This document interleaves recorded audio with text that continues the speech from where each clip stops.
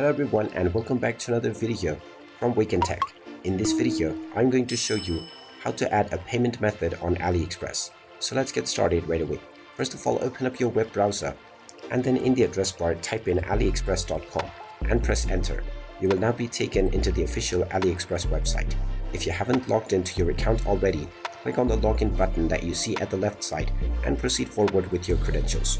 Once you are logged in and taken into the homepage, if you wish to add a payment method onto your account, hover over to the account icon at the top right corner and then click on Payment. You will then be taken into the payment page. Now just click on the Add button underneath the cards option and now you will be asked to enter your card credentials. Just type in your card number followed by the name that is displayed within the card and enter the expiration month and year as well. Finally, enter the CVV number of your card and then click on the Save button. And once your card information has been verified, your payment method or your card will be added as your AliExpress payment method. You can then proceed forward with placing your orders using this payment method that you have just added. And there you have it. That is how easy it is to add payment methods onto your account on AliExpress.